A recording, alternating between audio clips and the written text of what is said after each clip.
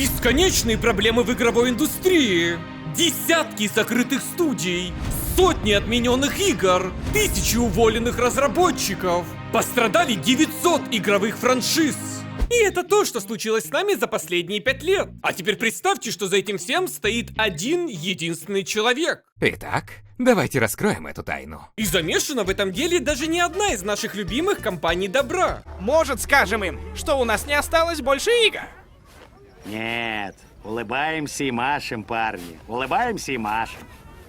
Один маленький шведский бизнесмен со своей компанией Embracer Group, у которого была мечта провернуть самую крупную аферу и нагнуть всю игровую индустрию. У меня мечта, парень. Какая мечта? Иметь мечту. Но начал юный Ларс с малого. Перепродавал БУ-диски. На Авито таких называют. Барыга, спекулянт. Оп! Вот я. И так он напродавал, что за год заработал 10 миллионов долларов, отчего даже школу бросил. И бросил в школу после 6 класса. Каково это жить, не зная, что такое синус? А когда компания начала приносить мало денег, просто продал ее за 6 миллионов долларов. Казалось бы.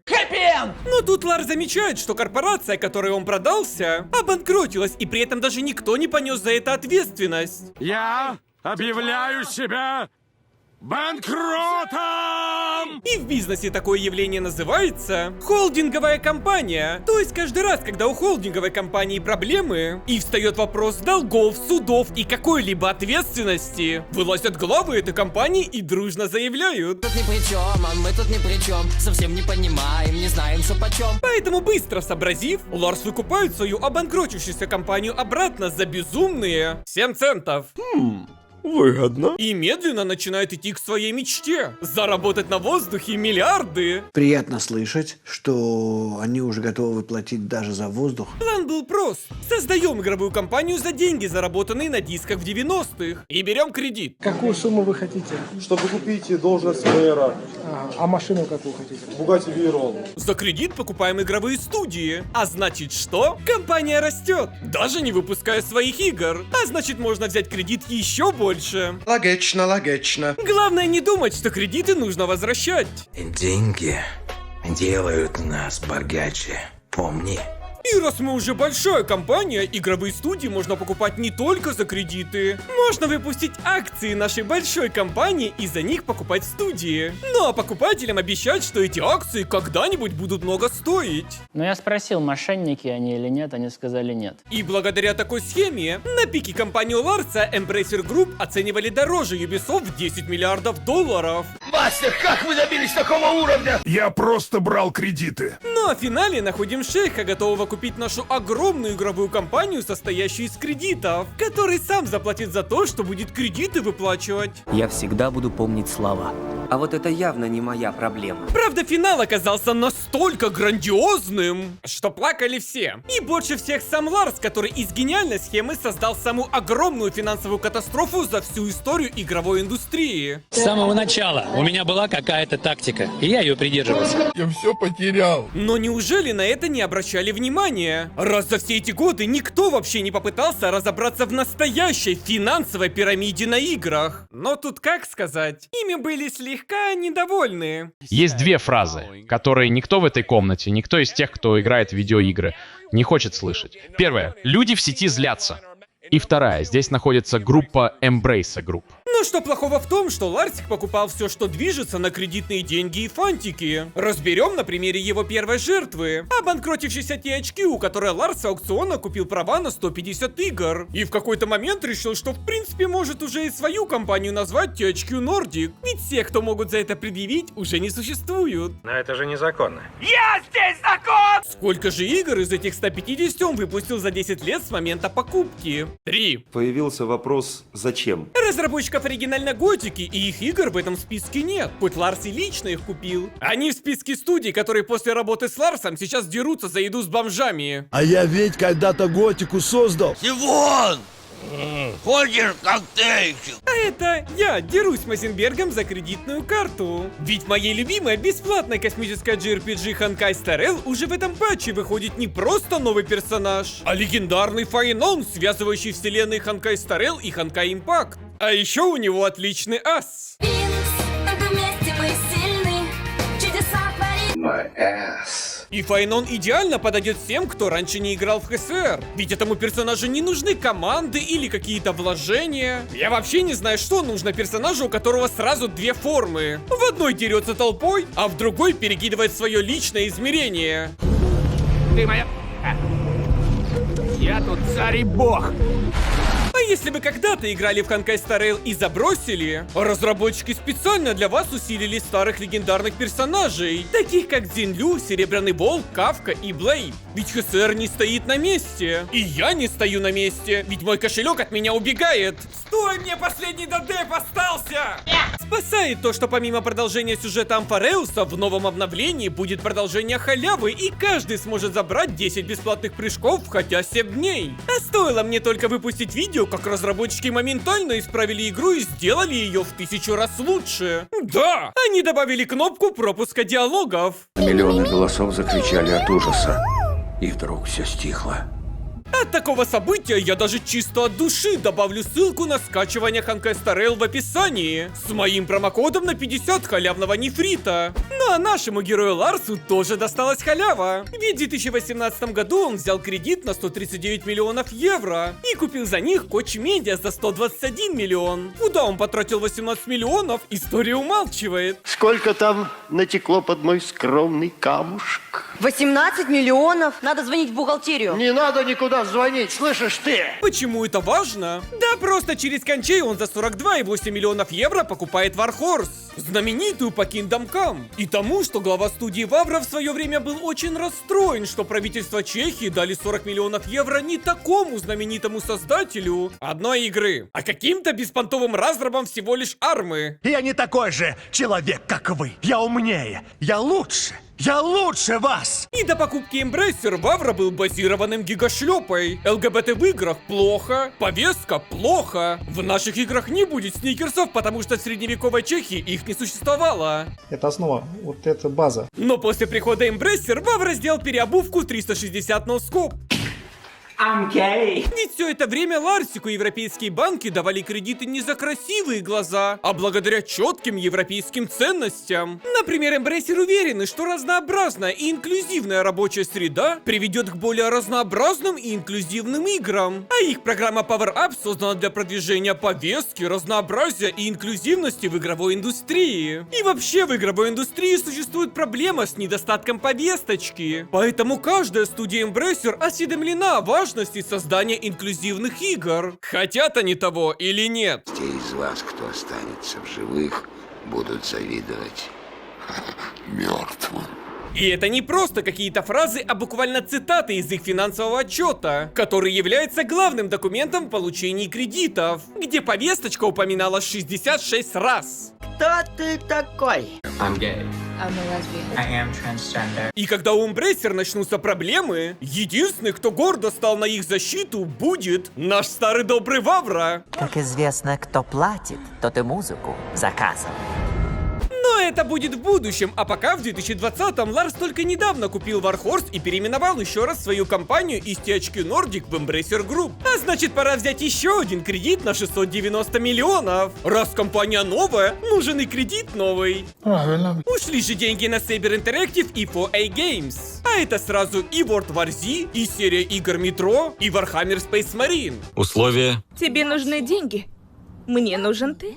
И за 5 лет ни одну новую часть из этих игр Embracer Group так и не выпустили. Зато в финансовых отчетах хвастались, как хорошо продали Metro Exodus, который вышел в 2019 году и не имеет к Embracer Group никакого отношения. Ну разве я плохой? Я занимаюсь экономикой. А Space Marine 2 вышел уже после того, как студию купила другая компания. Что, конечно, было слишком поздно, и Embracer успели вмешаться в разработку. Посмотрите, что они сделали с моим мальчиком. Зато у главы студии прорезался голос. И он рассказал, что Embracer Group реально заставляют свои студии принудительно добавлять повестку в игры. А таких предъяв даже выскочил главный подхалим Embracer Вавра и заявил, что никто никого не заставляет. И вообще, гей-персонаж Kingdom Come 2 это свободный выбор разработчиков. Хочешь, делай гея в игре. Не хочешь, делай. Свобода. Нюхай бебру. Но настоящее безумие у Embracer началось с 2021 по 2022. И Ларсик покупает за целых 765 миллионов мобильных разработчиков таких известных игр, как Пасьянс Паук, Судоку, Пазлы. Налетай, торопись, покупай. Правда, фактически Ларс купил их за акции своей же компании, которые в быстром темпе напечатал. В смысле воздух. И чтобы не угробить компанию, запретил эти акции продавать сначала на 6 месяцев, потом на год, потом на 2 года, а потом продал эту компанию за 1,2 миллиарда долларов. Что здесь может стоить $1 миллиард? Остановите землю, я сойду. И судя по этой сделке, можно предположить, что Ларс изначально планировал так поступать со всеми своими студиями. Купил по дешевке за фантики, продал за настоящие деньги. Что за бизнес? Что за бизнес? Что за бизнес? Что за бизнес? Но покупая Gearbox, что-то пошло не так. Самих разработчиков Borderlands он купил за 1,3 миллиарда долларов. А вот только на самом деле он их купил за 188 миллионов настоящих денег, 175 миллионов в виде акций, которые в очередной раз запретил продавать, и 1 миллиард фактически кредита, который сами разработчики Borderlands должны выплачивать 6 лет из своих новых игр. То есть Gearbox сами себя в кредит продали. Я свободен! Я свободен!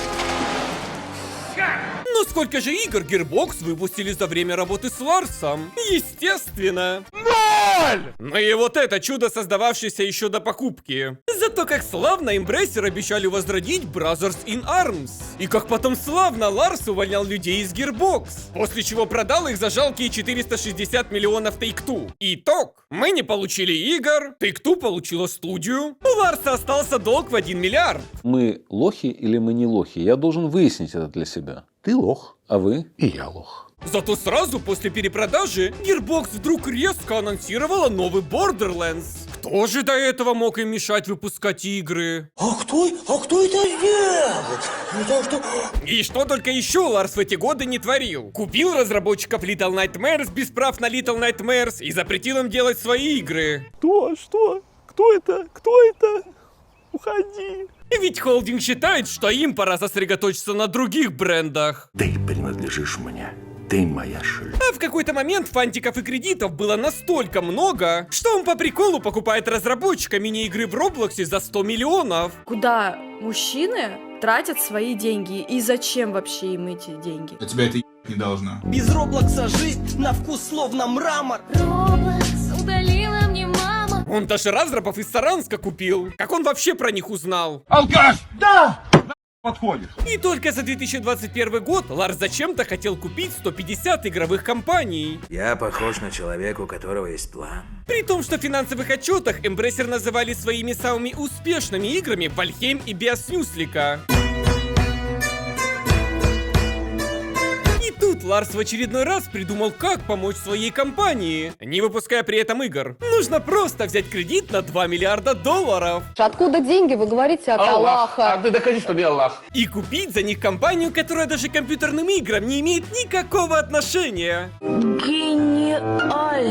А когда у Embracer настанут плохие времена, отделить эту компанию от основной и повесить на них свои кредиты, чтобы не обанкротиться и Ларс не присел на бутылку. Так что ничего личного, только бизнес. Ведь на бутылку, по мнению Ларса, должны садиться геймеры. Например, фанаты Лары Крофт и Deus Ex, чьи студии вместе с правами на игры Ларс купил у Square Enix всего лишь за 300 миллионов. Вот вам и смешные сцены, друзья. Не вижу смысла разбираться в том, насколько эта сделка странная. Очень странная. Главное, что мы получили из этой сделки. Например, личное обещание Ларса развивать эти очень важные игры, которые мы больше никогда не увидим. Сдохни, сгори в аду! Правда, разработчикам Ларки из Crystal Dynamics еще повезло. Студия хоть и до сих пор принадлежит Embracer, но права на игры выкупили Amazon, которые даже обещают сделать новую часть. Хорошо, что я жив остался.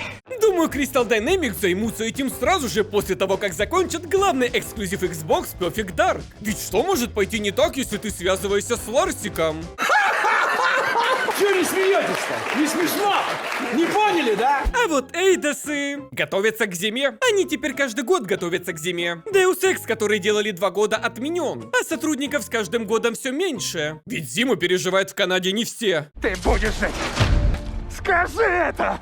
Я буду жить. Про то, что Embracer сделали Saints Row 2022, я целое видео рассказывал. Нечистота, грязь, гниль, тление, извержение, мрад, вони. К сожалению, тогда я даже не догадывался, откуда у разработчиков вдруг резко появились такие толерантные идеи. Я гей. И хотя были надежды, что студию выкупит Фил Спенсер, одним прекрасным утром разработчикам Saints Row пришло письмо, что студию закрыли. Если у кого-то из вас будут проблемы, у вас же есть мой номер? Конечно, удалите на... Ну а судя по финансовым отчетам, весь 2022 год наша любимая Embracer Group существовала только за счет симулятора Козла 3 и Evil West. Сегодня мы будем праздновать! А ведь у Ларса были такие грандиозные планы. Тут тебе ремейк FIF. Не наеб меня.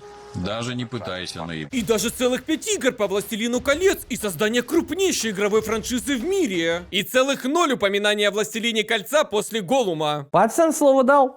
Забирай обратно. Но проблемы у Ларса начались не сразу. Ведь пока он долгие годы старательно не выпускал игры, параллельно он искал какого-нибудь миллиардера, готового купить его Embracer Group. Ведь сроки по долгам уже поджимали. Мне нужен Лох. любой Лох. И тут, как знамение свыше, появляется скромный, наследный принц всего лишь всей Саудовской Аравии, который основал компанию Savvy Games, спасающую игровую индустрию. А от кого индустрию спасать, как не от Ларса? Помогите.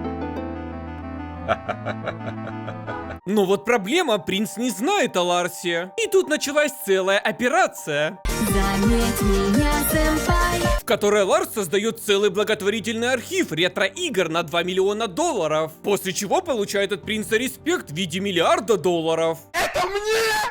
Это мне! И уже тогда планировалась финальная сделка на $2 миллиарда между Embracer Group и Savvy Games. Но в самый решающий момент подписания бумаг принц полностью отменяет сделку. Ну как оно там оказалось?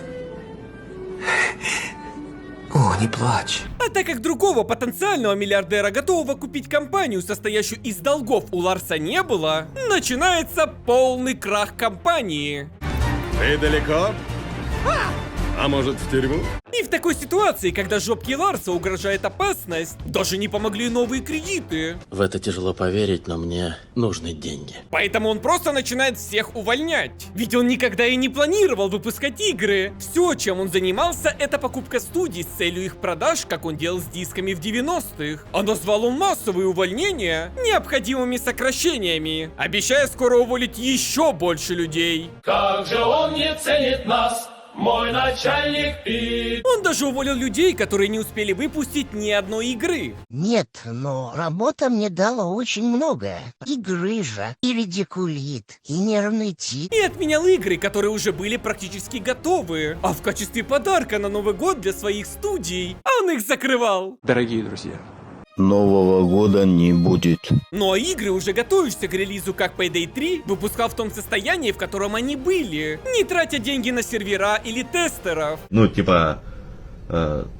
Sony же, которые сотрудничали с Ларсом, создавая свой легендарный эксклюзивный ремейк Котора, после того, как Ларс отказался комментировать состояние игры, втихую свалили. Прощай, я всегда знал, что ты дурак. И эти увольнения и отмена игр продолжаются по сегодняшний день. Ведь и Ларс планирует быть директором до 2041 года. Я ведь такое...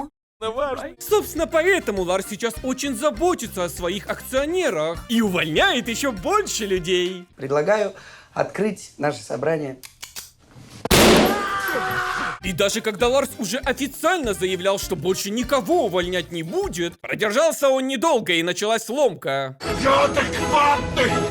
Я адекватный! В итоге увольнения превысили 8000 разработчиков. Закрыто больше 44 игровых студий. И только самому Ларсу известно, сколько было отменено игр. И все это только из-за одного маленького продавца дисков, который хотел развести араба на миллиарды. Пацан к успеху шел. Не получилось, не фартануло. А ведь все еще остались люди, которые искренне ждут продолжения Метро или ремейка Готики. Однако не покидает ощущение, что я что-то забыл. Забыл и забыл, значит, не так это и важно. Да, и то верно. И вообще много чего пришлось вырезать с видоса. Ведь у нас уже есть маг воды на ютубе. Но в своем телеграме я выложу отдельный видосик про практически интимную связь Ларсика и его любовника Тима Свини, главы Epic Games. А за 60 тысяч лайков подобное видео будет не единственным. И скоро я приготовлю для вас еще более интересный контент. Вон как мой помощник этому рад. И спасибо всем, кто поддерживает меня на Бусти и Патреоне. С вами я тоже буду до 2041 года. А Ларсику желаем повышения в его должности. Там, где нужно, его оценят.